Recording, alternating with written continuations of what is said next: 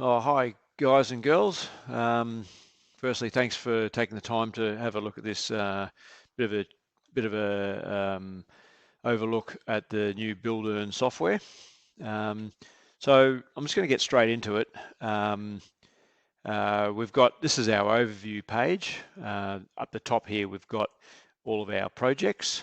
So this will be in a filter opportunity so that you can put in which projects you want to be viewing, whether it's leads or under construction or completed projects.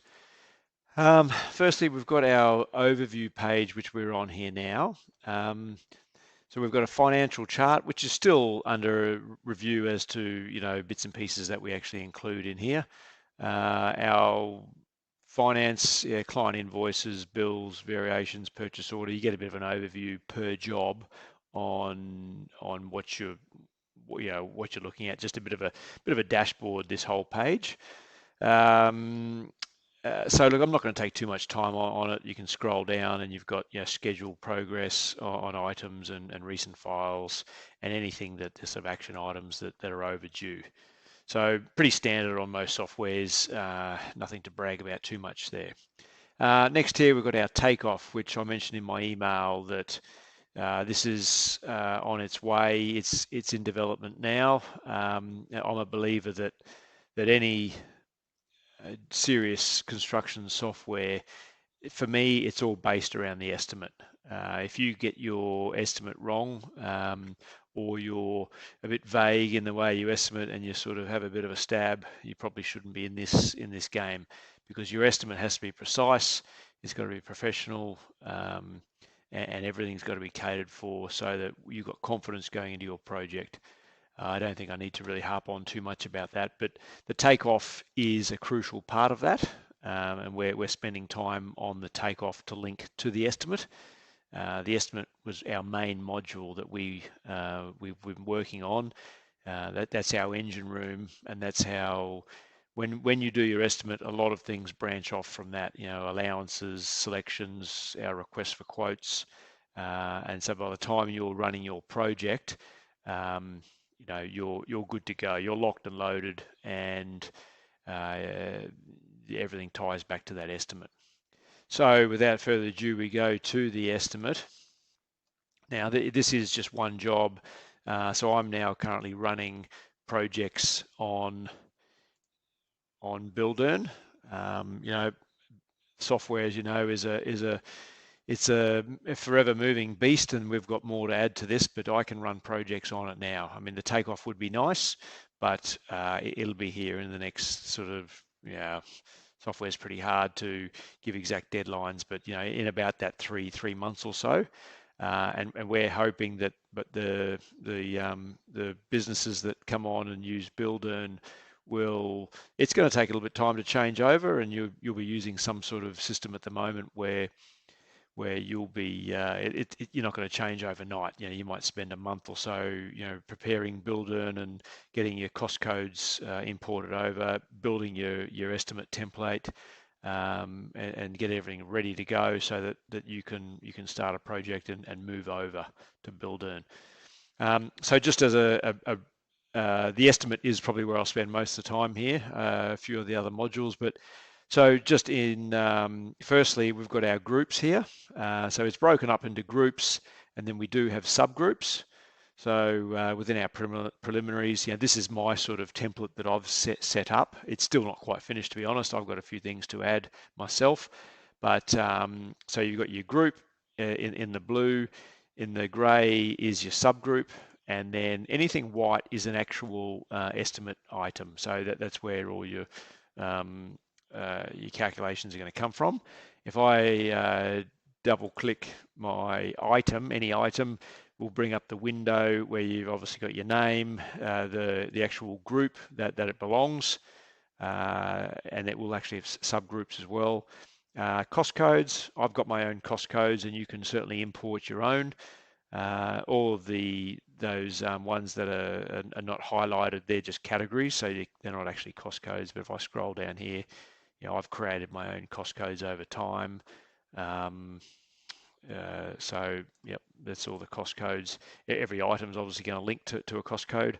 I'm not going to go too much into the formulas, but we do have like a preset assembly item. So if you're framing lower level and it's a new frame 2700, you can quite easily create an assembly line so that you have got one linear meter of say 2700 high framing, and you just have to then type in the actual linear meters, and it's going to calculate everything for you from studs, bottom plates, labor, nails, delivery of timber, you name it. It's how you want to create it.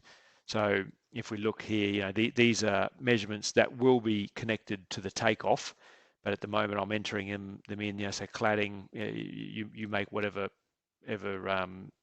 unit of measurement. So site fencing, 20 linear meters. Site toilet, 10 months. So they're all takeoffs, and then they come into, you select your desired quantity for that. But at this stage, we'll leave that alone, and it gives you a bit of a roundup of how to do it. But I'll do a separate section on that anyway. Then we've also got our actual unit.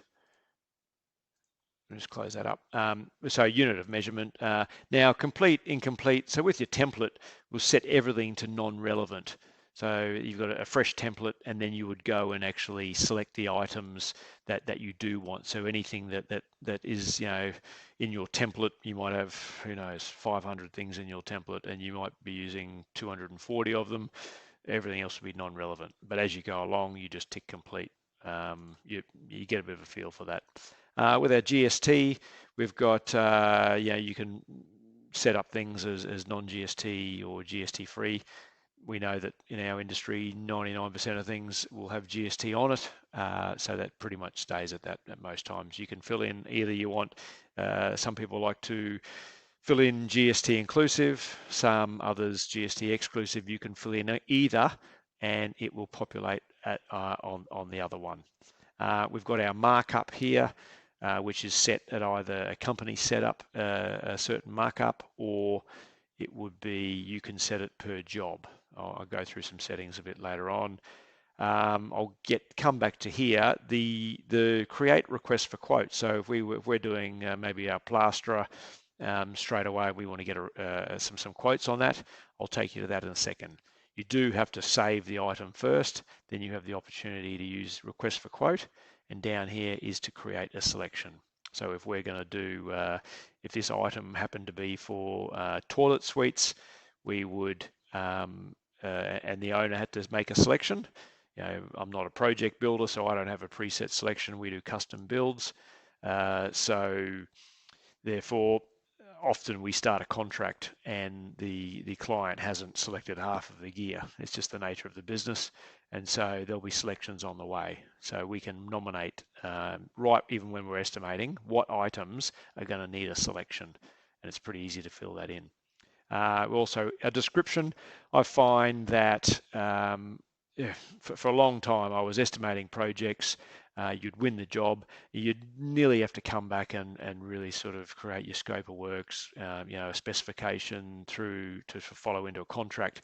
But the idea here with Buildern is to really create that specification as we go. So there might be and a good sort of example. We do some large custom renovations, Queenslander homes and whatnot, and we may be peeling off chamfer boards off one wall, and if they're good chamfer boards, hey, look, we'll tend to spend a bit of time and prep them and reuse them. So just little items like that. If you actually stipulate that in your estimate, which is going to roll into your proposal, which will roll into scope of works for a contract, all the information's already there, and there's nothing worse than having a bit of disagreement with the client, or as to whether something was included or not. So you just want to make that black and white. So anyway, that's pretty much the windows for that. And we close that up. You can expand everything. So look, this is pretty extensive. I won't get too much into that. I like to collapse it all, and then you just work on whichever item you are working on. If we scroll right down to the bottom, we'll have a summary page. Well, you don't even have to scroll there. It will be there at any time. You can actually come to the summary. You'll have overheads and insurances, and you can create your own, obviously in your settings. And you've got the option here of you can use dollar amount, or you can switch that to percentage and have it a percentage of the job. So it's very flexible. Most Australian states will have, like a warranty insurance through the government industry body, or some sort of workers' comp leave. That's Q leave in Queensland, and then a bit of a summary of everything over here. And you can make an adjustment if you want to round it to a nicer sort of easy figure. So that's pretty much the estimate, but it will obviously link, and then going back if we were to add an item. So this is the beauty, I reckon, of what we've come up with here, and that is, okay, you can create a group. That's fine. You want a new group to come down here, or a subgroup. That's all easy peasy stuff. But you've got the opportunity of adding a material only. You can add labor only, equipment, whether that's hire equipment, a subcontractor. So if you're going into a line item where you want a waterproofer, concrete, or roof, or whatever, and you're going to go and put that out to tender. Our request for quote module will deal with that. So you might go straight to a subcontractor to deal with that whole. You're not going to price anything. Fees, so we've got with your engineer inspections, council fees, and whatnots. Now, this is a good one, which we can go straight to an allowance. For example, earthworks. If we've got most builders, you're not going to go fixed price your earthworks unless you're pretty confident, which brings in prime cost provisional sums. So we've decided not to call it prime cost provisional sums. I'll be honest, that limits this software to Australia only. We're certainly starting to this software in Australia to suit the Australian builder, but it is going to extend, and so we don't want to limit it to prime cost provisional sum. To be honest, I'm quite sick of explaining that definition to my clients anyway. So what we've got, if we go to an allowance, we can type whatever in here. Maybe earthworks. We put it in our group. No secret there. But what is the allowance for? So the other items doesn't have this drop down box. So the allowance is for, and if you want to call it a PC item, no worries. It's going to be material. It might be a toilet suite, and that's it might be an oven. It can be whatever PC item you want. But your provisional sum is going to include your labor. It might include equipment, whatever, or you might just want to call that, a subcontractor, whatever that subcontractor is going to allow for. That's probably a provisional sum, right? Or fees, some. To be honest, I'm actually ticking everything. In other words, it's going to cover everything. So that would be a provisional sum. So, and what happens is that actually comes out in your proposal, and it nominates these things. So it's very clear for your client, it's very clear to you that what does that allowance cover, and if it's a flash new front fence, there's an allowance for 20 grand to build a nice front fence. We don't know what it's going to be. The owner doesn't know what it's going to be, but there's going to be everything involved. If there's a council fee in that, well, that's included. If there's equipment or plant hire, material, labor, it covers everything. So we've done that on purpose to really define what that allowance is for, and then the rest is pretty much the same as a normal item. And then going back here, that last one is assembly. So the idea here is this is where you create all your assembly lines. If I want to create like I said, even let's go to decking. If I want to create decking, I will nominate decking, put it into a group, and then I might say for 1 square meter, the unit type would be here for square meter, and I might just say 1 square meter, and then what is it actually going to entail? Well, if I add my material, I might put my decking. It might be spotted gum, the size of it, sorry, the cost code, but then you might, a cost of $13 per lineal meter, work it out into a square meter. And so then you'll have that item, the actual decking, and then you might have your screws, stainless steel screws. You might have some joist strip, all these different materials that make up 1 square meter. Now the labor for your carpenter will be whatever it takes him to, or 2 guys to lay a square meter of decking, so that when you come to multiply that by, you've got 112 square meters of decking, you type in the 112, and then it will count, it will tally up all your materials and whatnot and give you a total price plus a materials list. If you've got a fee in there, and you can add, like, a delivery will only be, you can sort it out so that you might still have 112 square meters of decking, but there'll be 1 delivery.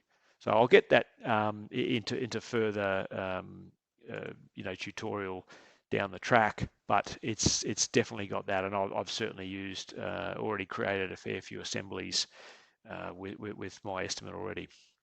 That's about it for the estimation. So it's powerful. Up here we've got the ability to have, show different, if you want just completed items or incomplete or whatnot.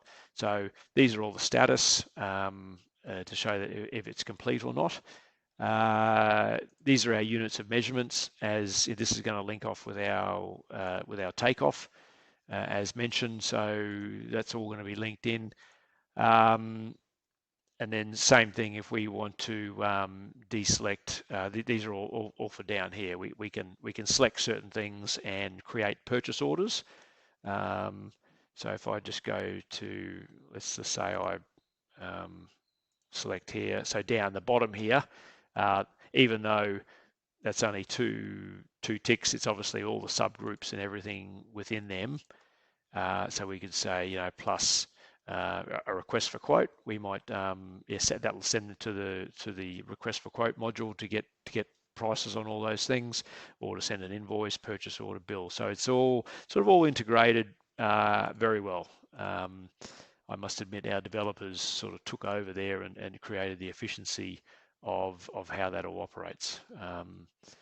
And then lastly, we've got, so settings, we can go for our current estimation as a markup, and a default hourly rate. That's pretty much generally for your team. We possibly might have more hourly rates, different hourly rates for different setups. Group numbering, if I was to turn that off, what it does is it just it takes those numbers away. I quite like them. I think they're good to have the numbering, and owners can refer to number 9 brickwork. We can copy an estimate, so we can copy from, if we really like this estimate, we can copy it to another job, but we will have templates within a matter of about a month anyway, so that's all fine. So I'm going to leave the estimate now, and I'm going to move to proposals. Now, just quickly on this, look, I've really struggled with proposals over the years to get your estimate to show really nicely. So what you can fill out all your information, what you want to call it, and then once you update you might send it out, they might reject it, and then you might adjust it a bit, and then you get another proposal, and you'll have those proposals in different versions, so that you can always track them. But it literally gives you all your information here. We will be filtering it to like take all the information out and just have subgroups and whatnot. So you can see here, it's clearly that goes back to the item type of each line item. So it's material, labor, and whatnot. I'll just see if I can, if we've got any, here we go. So this is more like a provisional sum, right? For solar power. It's the lot, material, labor. If there's a government fee in there, that's going to be in that allowance. Okay. And one thing I didn't I didn't show. So if I go to the solar power, we've got a bit of a search up here. So solar power, you see the little A, that orange, that's an allowance. That's the little, so wherever you see that little orange dot, that's an allowance. And we've got the same thing for another little icon for if it's been request for quote. So proposals is, oh look, it looks really good. And then what we can do here is that we can have a little look at to actually have a yeah, we can prove it, reject it, and whatnot. But it does actually get sent to the actual sent to the client. And here we can have a we do have a here we go. You have the preview as well as getting to. So this is what they will see. So yeah, it's pretty professional. They can print that out as a PDF. Look, this is pretty damn long. It's pretty detailed, but we'll be filtering that down. So it comes right down to even the overheads to show them if you want to, even the allowances and everything. So you get to preview everything. Okay, schedule. Now this is, I love our schedule. I reckon we've hit an absolute winner here. We've spent a lot of time on this. So just to go through. Okay, you can easily extend items, take it back. You can if you can get rid of dependencies easily, add lag time. If we want to go down to bring pool filtration slab, double click, it'll bring it straight to that week. We can the day view, week view, month view. It starts to get, if you you want to really see how that spreads. We are bringing in a start date, so I'll have a bit of a line down here. If we're going to start the job on, say here, we'll have a line down there. However many days, we'll have a completion date as well, where any variations, where there'll be time variations, it'll set that completion date back. So that's all getting integrated at the moment. So if we want to add a new item, we would come in here. We've got our name. You can have parent like a parent item, so you can have sort of sub items if you want. Not really my thing, but we're trying to cover for all builders and their use. We can assign to any of our men or subcontractors. Change a color, very easy. We can set a completion, but you can also do that on the actual bar itself. I'd prefer to do that. Duration, it'll even go down to hours. If you want to do 4 days, 3 hours, you can. Start date, end date, but I tend to really just use the name, color, however long, and then set it up with with one of the dependencies, which is pretty common in Buildertrend. Look, Buildertrend's got a great schedule, but to be honest, I reckon ours is better. They might have a few more functions which you probably don't use, but ours is clear, simple, and it's still pretty powerful. You've got your reminders, you got your lag time, description.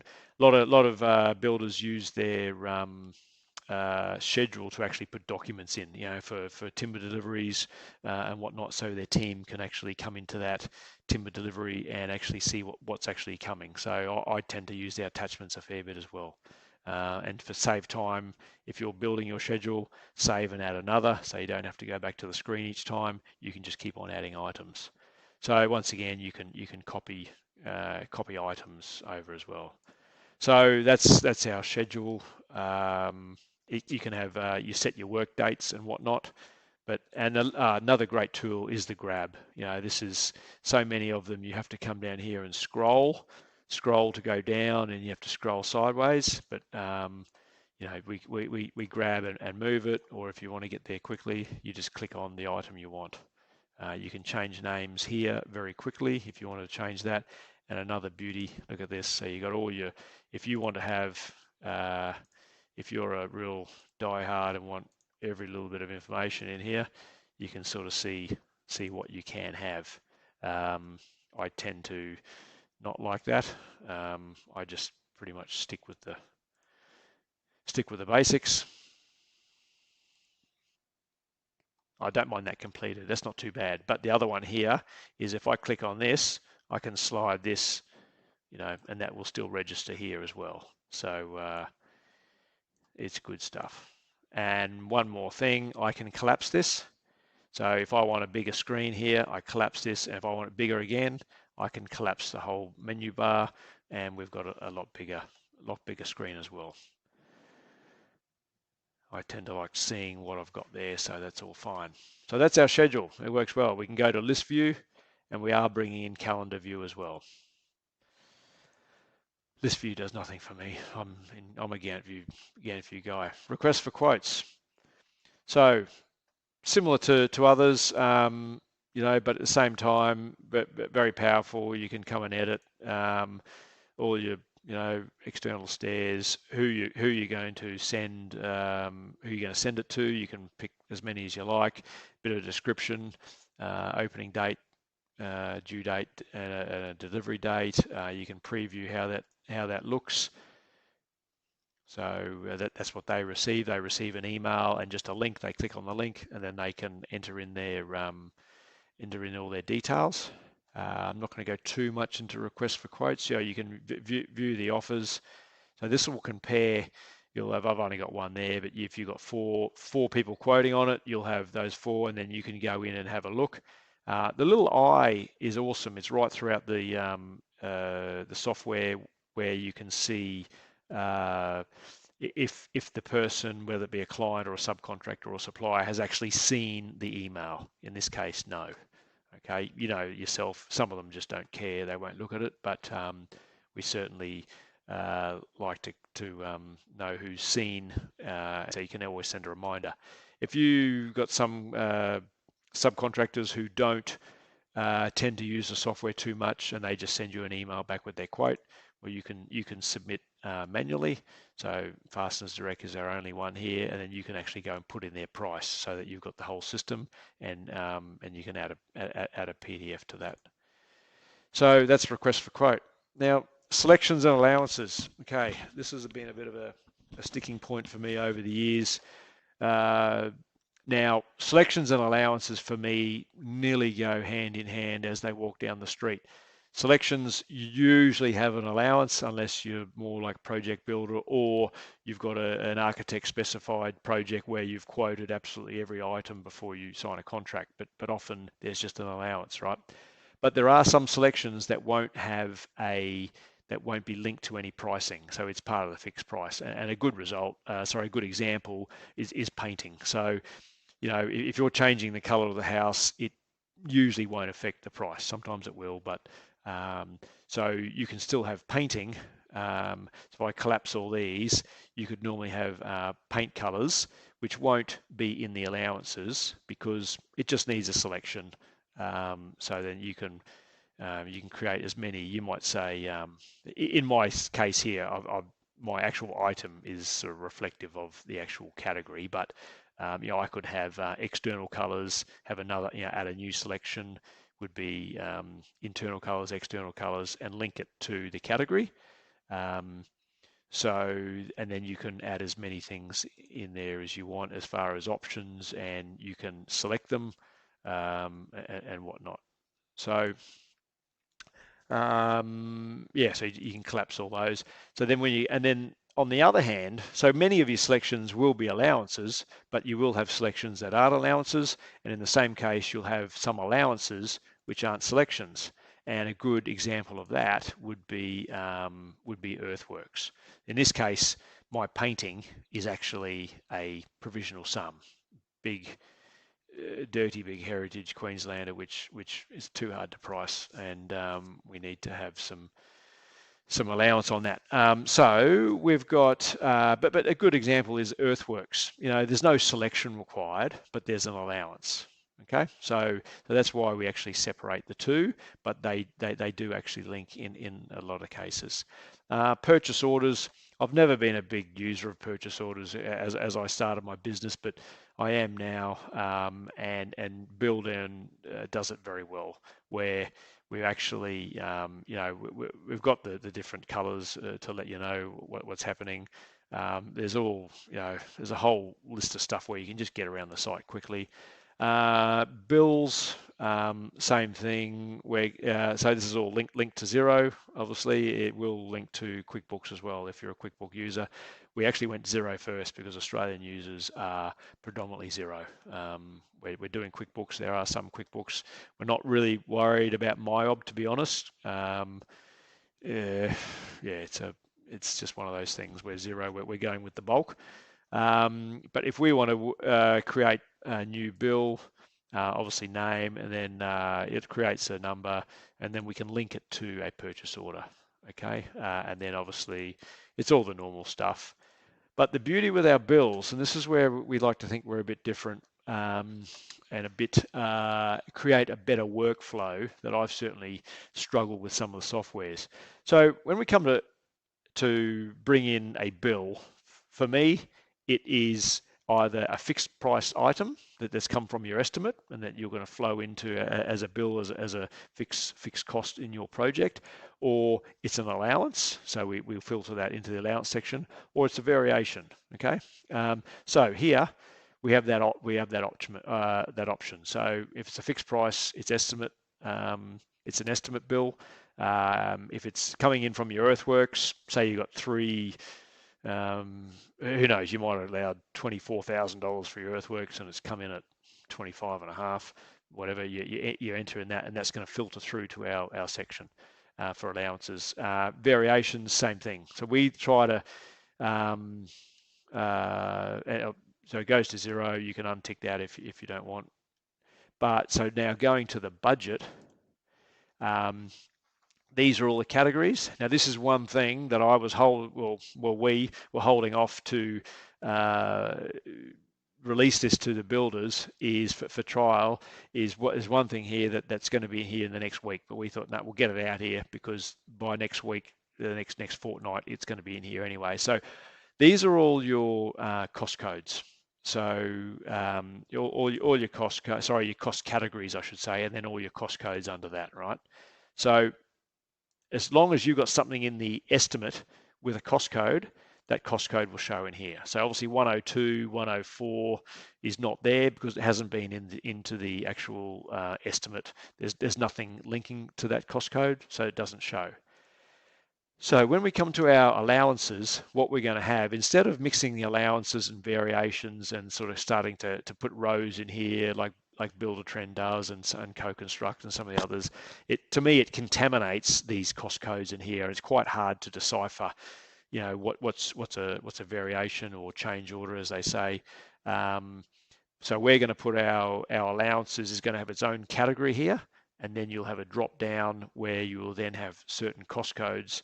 So once again, earthworks, it might be allowance, so we'll have allowance drop down, and then it'll have for me, it's 2.06 for earthworks, and so it's going to be easy to see how our allowances stack up, and that will also link to later client invoices where you can bring them through whenever you feel.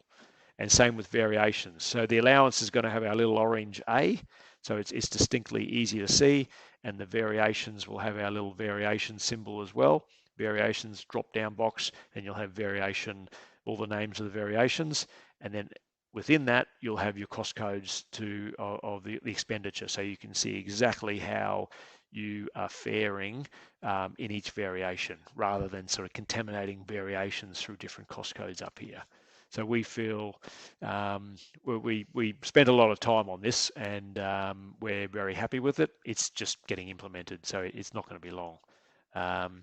And then variations, same setup. You've got all your like if you add a variation, oh, look at that.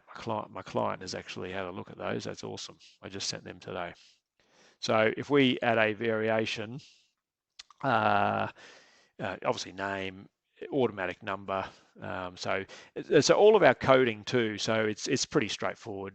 It's just your job number. You code that yourself.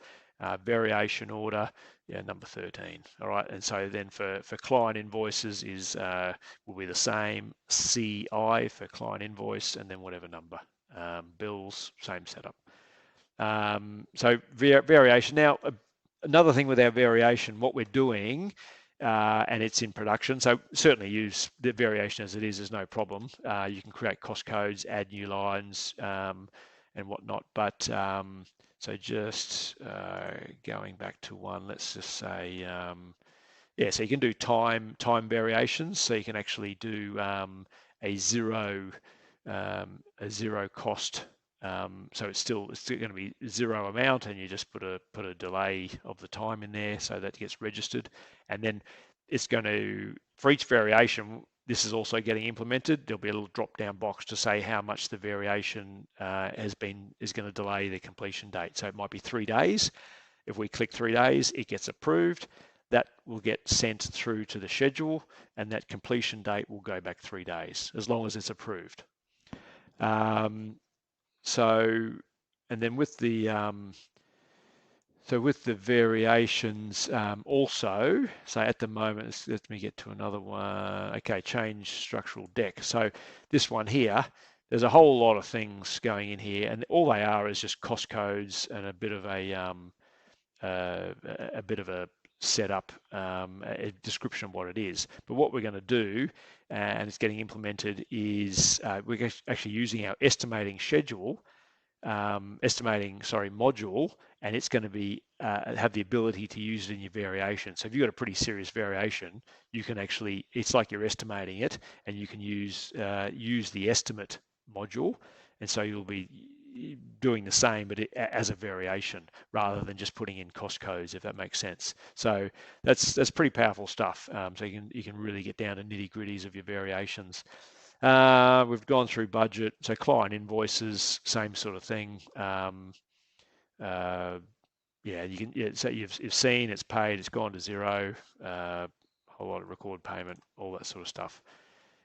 Site diary is, yep, just the boys on site doing site diaries. So we're going to enhance this a bit more to possibly put maybe a template for site diary. So I like to get the boys to fill in how many hours they did, who was on site, deliveries, sort of preset a bit of a template for them, so they just fill it in. Even a drop down box for how many hours, drop down box for the team. Sam, Michael, and Tim were there, or whatever. Any deliveries. Any, and just any notes, any injuries or anything like that. Photos they attach on there. So, and that links with our mobile app. To-dos, look, I won't go into there too much. Pretty straightforward.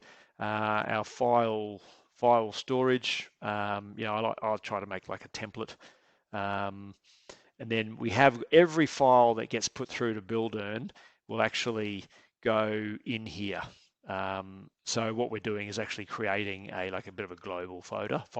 At the moment, they all just dump in there, but these little things we're sorting out just to streamline things. But it's very quick.